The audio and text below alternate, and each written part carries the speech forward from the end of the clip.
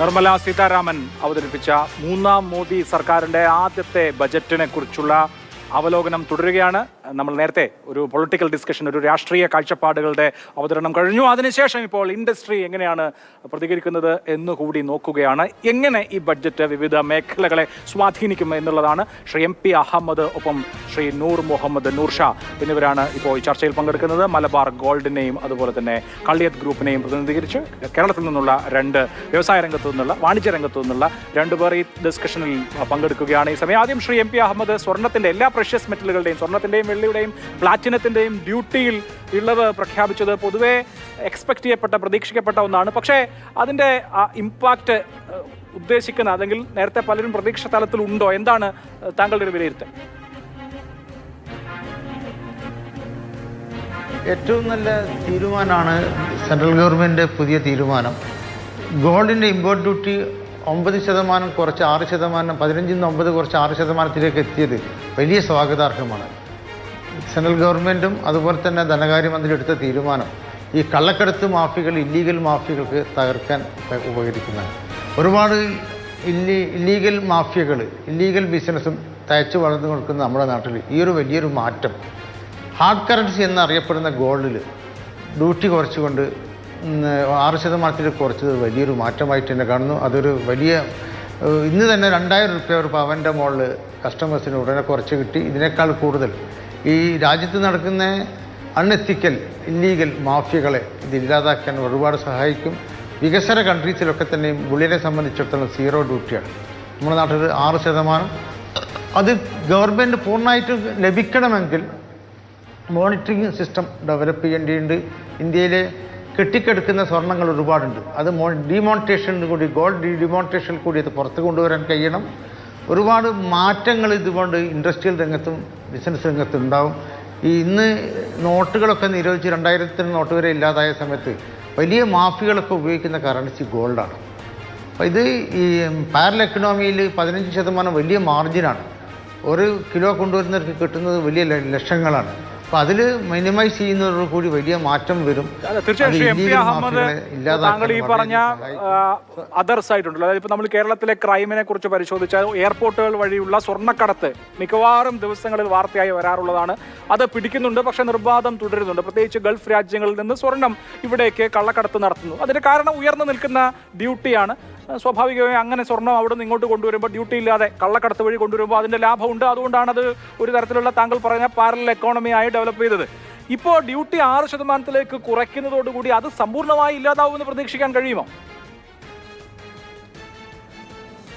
സമ്പൂർണ്ണമായിട്ട് ഇല്ലാതാവില്ല. മോണിറ്ററേഷൻ കൊണ്ടുവന്നാൽ മതി. ഗവൺമെൻറ് ഇന്നും സ്വർണ്ണ ബിസിനസ്സിൻ്റെ എല്ലാ ക്രയവിക്രയങ്ങളും മോണിറ്ററിങ് കൊണ്ടുവരിക. വികസന കൺട്രീസിലൊക്കെ തന്നെ ഈ ഡിജിറ്റൽ മോണിറ്ററേഷൻ കൊണ്ടുവന്നു കഴിഞ്ഞാൽ ടാക്സ് ഇവേഷൻ പൂർണ്ണമായിട്ട്, സ്വർണ്ണത്തിൻ്റെ മാത്രമല്ല എല്ലാ രീതിയിലെയും ടാക്സ് ഇവേഷൻ മോണിറ്റർ ചെയ്യേണ്ടതുണ്ട്. രാജ്യത്ത് നിലനിൽക്കണം, വളരെയും ചെയ്യണം, രാജ്യത്തിന് ടാക്സ് കിട്ടേണ്ടതായിട്ടുണ്ട്. ഈ ടാക്സ് ഇവേഷൻ ഏതൊക്കെ രീതിയിൽ വരുന്നു, അതിൻ്റെ മോണിറ്ററിങ് സിസ്റ്റം പെർഫെക്റ്റ് ആവുന്നതോടുകൂടി കൊണ്ടുവരാൻ പറ്റും. അതൊരു വലിയ മാറ്റം ഉണ്ടാക്കും. ഇന്ന് എല്ലാ നികുതികളും വെട്ടിക്കപ്പെടുകയാണ്. ഇപ്പോൾ ഈ ഗോൾഡിൻ്റെ നികുതി കുറച്ചുകൂടി തന്നെ ഒരുപാട് പാരലൽ എക്കണോമി കുറയും. ഇന്ന് ഈ മയക്കുമരുന്ന് കള്ളക്കടത്തായാലും ആയുധക്കടത്തായാലും മനുഷ്യക്കടത്തായാലും അവരൊക്കെ കറൻസിയായിട്ട് ഉപയോഗിക്കുന്നത് ഗോൾഡാണ്. അപ്പോൾ ഇതിൻ്റെ ഈ ഡ്യൂട്ടിയിലുള്ള വ്യത്യാസം, ഇവിടെ ഈ അവാലക്കാർക്കുള്ള ഈ വലിയ ബെനിഫിറ്റാണ് സ്വർണം ഇന്ത്യയിലേക്ക് വലിയ രീതിയിൽ സ്വർണം വരുന്നത്. അത് ഇല്ലാതാക്കുക എന്നുള്ളത് വലിയ ധീരമായ നടപടിയാണ്. അത് സാധിക്കുക എന്ന് പറഞ്ഞാൽ ഈ ഒറ്റടിക്ക് 9% കുറച്ചിട്ട് വലിയ കുറവാണിത്. മുമ്പൊന്നും ഒരിക്കലും ഇത്രയധികം കുറയ്ക്കുന്നു ഞങ്ങൾ വരെ പ്രതീക്ഷിച്ചില്ല. വലിയ തീരുമാനമാണ്, ധീരമായ നടപടിയാണ്. അതുകൊണ്ട് വലിയ മാറ്റങ്ങൾ വരുമെന്നാണ് ഞങ്ങൾ പ്രതീക്ഷിക്കുന്നത്. നമ്മുടെ നാട്ടിൽ തൊഴിലില്ലായ്മ വലിയൊരു സംഭവമാണ്. തൊഴിലില്ലായ്മ പരിഹരിക്കപ്പെടാൻ ഗവൺമെൻറ് ഒരുപാട് കാര്യങ്ങൾ ചെയ്യേണ്ടതുണ്ട്. രാജ്യത്തിന് വരുമാനം ഉണ്ടാക്കേണ്ടതുണ്ട്. തൊഴിലില്ലായ്മ പരിഹരിക്കാനും ഒരുപാട് കാര്യങ്ങൾ ഗവൺമെൻറ് ഈ പ്രഖ്യാപനത്തിൽ വന്നിട്ടുണ്ട്. അതുപോലെ സ്കിൽ ഡെവലപ്മെൻറ്റിനും ഒരുപാട് പ്രഖ്യാപനങ്ങളുണ്ട്. അതുപോലെ industry development, making in the market the world. ഇന്ത്യയിൽ ഉണ്ടാക്കിയിട്ട് എല്ലാ ഉൽപ്പന്നങ്ങളും വേൾഡിലേക്ക് മാർക്കറ്റ് ചെയ്യാൻ പറ്റും. ഇന്ന് ലോകത്തിൽ യൂത്ത് ക്വാളിഫൈഡ് മാൻ പവർ ഏറ്റവും കൂടുതലുള്ള രാജ്യം ഇന്ത്യയാണ്. അവർക്ക് ജോലി ഉണ്ടാവുകയാണ്. സ്ത്രീക്കും പുരുഷനും ഡുവൽ ഇൻകം വരണം. ഇന്ന് എല്ലാ വീട്ടിലേക്കും 2 ആളും ജോലി ചെയ്തിട്ട് വരണം. കാർഷിക വരുമാനത്തിൻ്റെ വാല്യൂ താഴോട്ട് പോയിക്കൊണ്ടിരിക്കുകയാണ്. ഈ സമയത്ത് എല്ലാവർക്കും തൊഴിലും ഇന്ത്യയിൽ നിന്ന് ഉൽപ്പന്നങ്ങൾ ഉണ്ടാക്കി, പ്രത്യേകിച്ചും ചൈന ഉൽപ്പന്നങ്ങൾക്ക് ഒരു നെഗറ്റീവുള്ള ഈ ഒരു അവസരത്തിൽ അത് നമ്മൾ ഉപയോഗപ്പെടുത്തുക, ഇന്ത്യയിൽ ഒരുപാട് ഉൽപ്പന്നങ്ങൾ ഉണ്ടാക്കുക, വിദേശത്തേക്ക് കയറ്റിയേക്കുക. അതുതന്നെയാണ് ഞങ്ങളെയും target, making India market the world. ഞങ്ങളിപ്പം തന്നെ 10-15 കൺട്രീസിൽ gold, Indian art and design, Indian gift article, gold ഡയമണ്ടൊക്കെ ഗിഫ്റ്റ് ആർട്ടിക്കിളാണ്. ഇത് ഡെവലപ്പ് ചെയ്തുകൊണ്ട് വലിയ രീതിയിലുള്ളൊരു മുന്നേറ്റം നടത്താൻ ഞങ്ങൾക്ക് സാധിച്ചിട്ടുണ്ട്. അതിന് ആക്കം കൂട്ടുന്ന തീരുമാനങ്ങളാണ് ഗവൺമെൻറ് ഇപ്പോൾ എടുത്തിട്ടുള്ളത്. ശരി, ഓക്കെ. ശ്രീ നൂർ മുഹമ്മദ് നൂർ ഷാ, താങ്കൾ എങ്ങനെയാണ് ബജറ്റിനെ കാണുന്നത്? ഇൻഡസ്ട്രി പൊതുവെ അത്ര സ്വാഗതം ചെയ്തതായിട്ട് എനിക്ക് തോന്നുന്നില്ല. കാരണം ഓഹരി വിപണിയിലൊക്കെ വലിയ തിരിച്ചടിയാണ് അല്ലെങ്കിൽ തകർച്ചയാണ് ഉണ്ടായത് പെട്ടെന്ന് ഈ അനൗൺസ്മെന്റിന് പിന്നാലെ ഉണ്ടായിട്ടുള്ളത്. അപ്പോൾ ആകെ നോക്കിക്കഴിഞ്ഞാൽ ഒരു പുതിയ സർക്കാരിൻ്റെ 5 വർഷം ഭരിക്കാൻ പോകുന്ന ഒരു പുതിയ സർക്കാരിൻ്റെ ആദ്യത്തെ ബജറ്റ് എന്നുള്ള നിലയിലുള്ള ഒരു പുഷ് ഇൻഡസ്ട്രിയെ സംബന്ധിച്ച് ഈ ബജറ്റിലുണ്ടോ?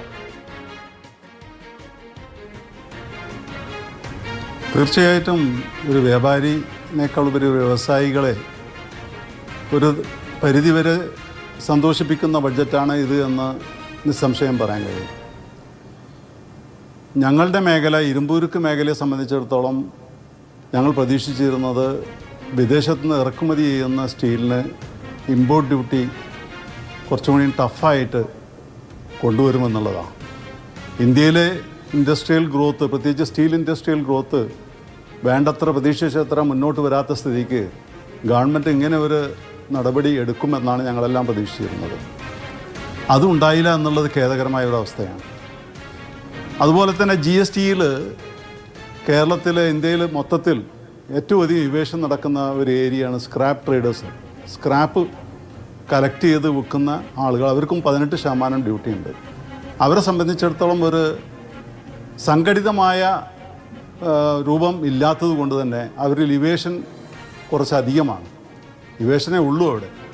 അത് തടയാൻ അവർക്ക് GST എടുത്തു കളയണമെന്നും അത് ഉൽപ്പാദന രംഗത്ത് മാത്രമുള്ള ആളുകളിലേക്ക് എത്തിക്കുന്നതിന് സഹായകരമാകുന്ന നീക്കങ്ങൾ ഉണ്ടാകുമെന്ന് പ്രതീക്ഷിച്ചതാണ്. അതും ഉണ്ടായില്ല.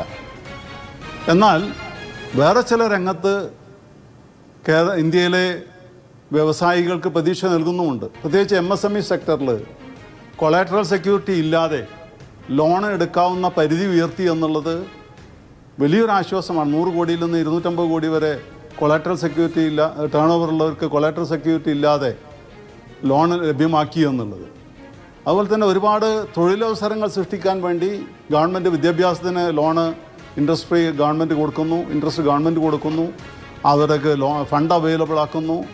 അതുപോലെ പ്രൊവിഡൻറ്റ് ഫണ്ടിൻ്റെ പണ്ട് ഇതുണ്ടായിരുന്ന സമയത്ത്, ബുദ്ധിമുട്ടിലായിരുന്ന സമയത്ത് ഇന്ത്യയിലെ സ്ത്രീകൾക്ക് പ്രത്യേകിച്ച് പ്രൊവിഡൻറ്റ് ഫണ്ട് ഗവൺമെൻറ് കൊടുക്കാമെന്നുള്ളൊരു വാഗ്ദാനം നൽകുന്നു.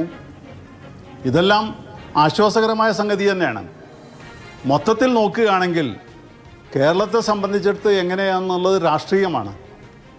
പക്ഷേ ഇന്ത്യയെ സംബന്ധിച്ചിടത്തോളം ചില പ്രതീക്ഷകൾ ഉണ്ട്, എന്നാൽ ചിലതെല്ലാം അവഗണിക്കപ്പെട്ടിട്ടുണ്ട് എന്നുള്ളത് വസ്തുതയാണ്.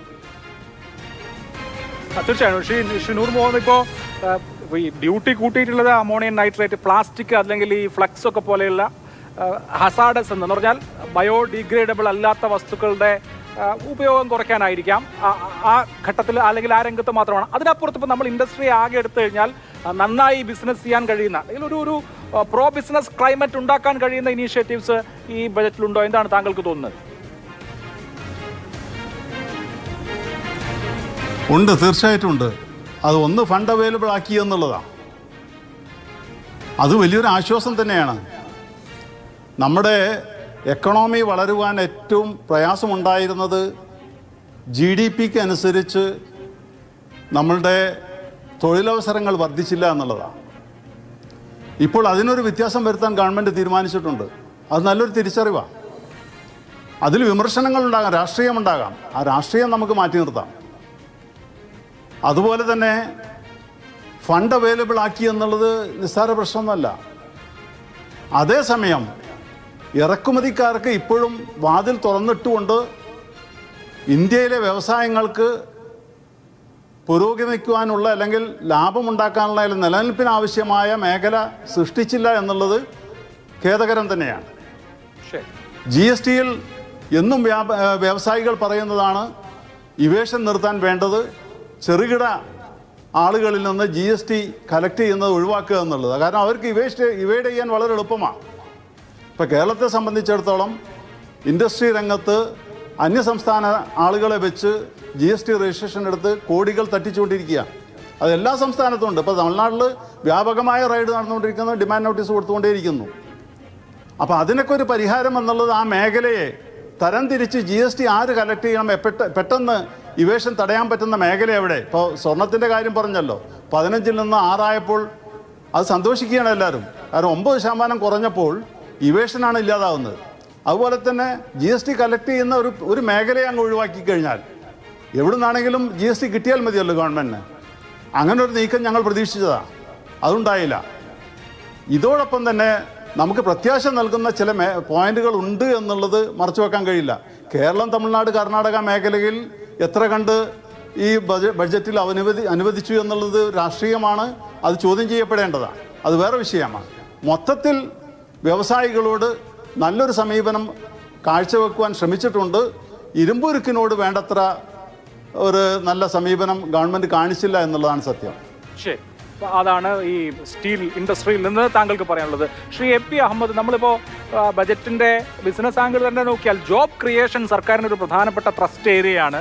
ജോബ് ക്രിയേഷന് വേണ്ടി സർക്കാർ കുറച്ച് പോസ്റ്റ് ഉണ്ടാക്കി ജോലി കൊടുക്കുക എന്നുള്ളതിനപ്പുറത്ത് ഫോർമൽ സെക്ടറിലുള്ള എംപ്ലോയീസിന് ഒരു തരത്തിലുള്ള ഇൻസെൻറ്റീവ് പ്രഖ്യാപിക്കുന്നു, എംപ്ലോയേഴ്സിന് അവർക്ക് സഹായധനം പ്രഖ്യാപിക്കുന്നു. അതുപോലെ തന്നെ നേരത്തെ സൂചിപ്പിച്ചതുപോലെ മുദ്രാ ലോൺ പരിധി ഉയർത്തുന്നു, MSMEകൾക്ക് കൂടുതൽ സഹായം, പരമാവധി ജോബ് ക്രിയേറ്റേഴ്സിനെ ഉണ്ടാക്കുക, അതുവഴി ജോബ് ക്രിയേഷൻ. ഇങ്ങനെയാണ് സർക്കാർ കാണുന്നത്. ആ നയത്തെ എങ്ങനെ കാണുന്നു? വളരെ നല്ല നീക്കമായി കാണുന്നു. സ്കിൽ ഡെവലപ്പേഴ്സ് വർദ്ധിപ്പിക്കുക, സ്കിൽ ഡെവലപ്പ് ചെയ്യുക, സ്കിൽ കൊടുക്കാൻ വേണ്ടി വ്യവസായികളെ പ്രോത്സാഹിപ്പിക്കുക. Making India market to the world. India ഇപ്പോഴത്തെ പുതിയ കാലഘട്ടത്തിൽ നമ്മൾ എടുക്കേണ്ട മുതലെടുപ്പ് എന്ന് വെച്ചാൽ ചൈനീസ് കമ്പനികളോടും ചൈനയോടുള്ള വിദേശങ്ങളിലുള്ള ഒരു മടുപ്പുണ്ട്, ഒരു ആൻറ്റി വികാരമുണ്ട്. ആ സമയത്ത് ഒരുപാട് ഉൽപ്പന്നങ്ങൾ ഇന്ത്യയിൽ ഉണ്ടാക്കാനും ഇന്ത്യൻ വ്യവസായികൾ അത് തയ്യാറാവുകയും അത് വിദേശത്തേക്ക് കയറ്റി അയക്കാനും ഗവൺമെൻറ് ഒരുപാട് ആനുകൂല്യങ്ങൾ പ്രഖ്യാപിക്കുന്നുണ്ട്. ഇനിയും ആനുകൂല്യങ്ങൾ വേണ്ടതുണ്ട്. തൊഴിലുണ്ടാവുക എന്നുള്ളതാണ് എല്ലാവർക്കും ആവശ്യം. സ്ത്രീയും പുരുഷനും തൊഴിൽ ചെയ്താൽ വലിയ ഭാഗ്യമാണ്. വലിയൊരു പ്രശ്നങ്ങൾ നമ്മുടെ രാജ്യത്തിൻ്റെ പ്രശ്നങ്ങൾ മുഴുവൻ പരിഹരിക്കപ്പെടണമെങ്കിൽ സ്ത്രീയും പുരുഷനും ജോലി ഉണ്ടാവണമെങ്കിൽ വ്യവസായങ്ങളും പുതിയ ഇൻഡസ്ട്രികളും ഒരുപാട് വരേണ്ടതുണ്ട്.